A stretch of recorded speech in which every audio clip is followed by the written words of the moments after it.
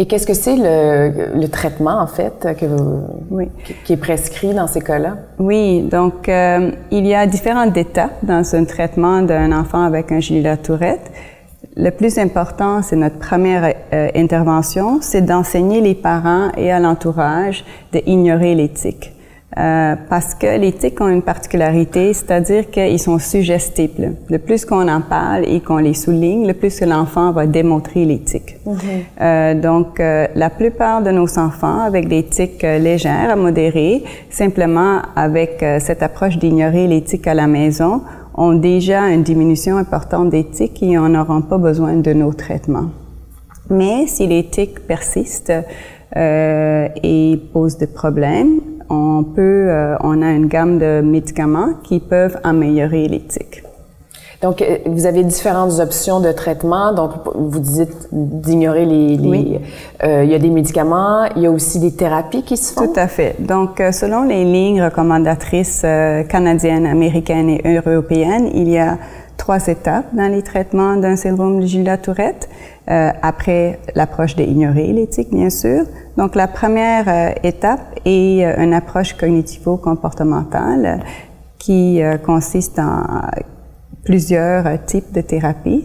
Une deuxième étape, c'est les médicaments, un traitement pharmacologique. Donc, on a plusieurs traitements qu'on peut administrer.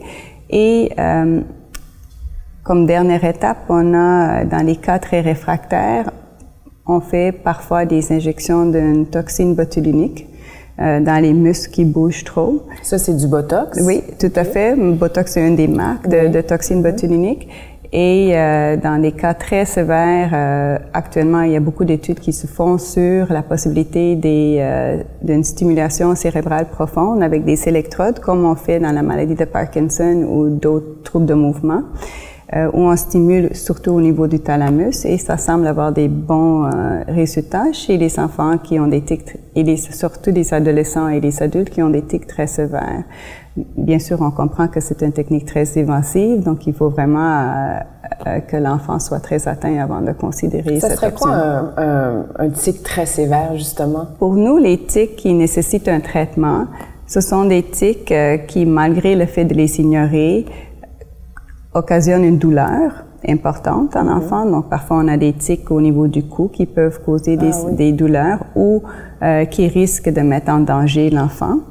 Et l'autre raison, c'est si le tic cause un dysfonctionnement au niveau psychosocial. Donc, par exemple, si les tics amènent à l'intimidation importante à l'école ou à un dysfonctionnement au niveau de l'école parce que l'enfant a de la difficulté à suivre à cause des tics. D'accord. Quels sont les différents médicaments pour le traitement de Tourette? Donc, le traitement médical du syndrome Gilles-La-Tourette se fait en 3 étapes. Donc, on a parlé tout à l'heure comme première étape, selon les lignes des recommandatrices, on a une thérapie cognitivo-comportementale. Et comme deuxième intention, on a des médicaments. Et le premier médicament s'appelle des agonistes des adrénergiques de type alpha-2 qu'on utilise, qui jouent sur le système noradrénergique, comme l'adrénaline, comme on connaît. Et on a des bons résultats avec cette médication-là. La majorité des enfants peuvent avoir une certaine amélioration, jusqu'à 50% de leur tic. Et généralement, cette médication est bien tolérée. Comme deuxième intention, on a des neuroleptiques qui jouent au niveau du neurotransmetteur dopamine. Ça bloque la transcription de dopamine. Et ces médicaments, entre autres le Risperdal, l'Abilify et l'Aldol et la Pimoside, sont très efficaces au niveau des tics. Mais ils ont un profil d'effet secondaire un peu plus important. Donc, c'est pour ça que c'est en deuxième ligne. Et en troisième ligne, on a plusieurs autres médicaments qui sont utilisés souvent en ajout avec les autres médicaments, tels que le topiramate, le clonazepam. Le clonazepam joue sur le GABA, donc ça augmente le GABA, le niveau de GABA dans le cerveau. Et le tétrabénazine, par exemple. Donc, ces 3 médicaments, on les utilise plutôt en dernière ligne. Et ensuite, comme j'ai dit tout à l'heure, on a l'accès aux injections de toxines botuliниques Quand on fait pour un mouvement spécifique, on ne peut pas injecter tous les types de mouvements, mais s'il y a un tic particulièrement dérangeant, on peut essayer d'aller cibler le muscle qui occasionne ce mouvement-là pour diminuer le mouvement de façon temporaire pendant 3 mois.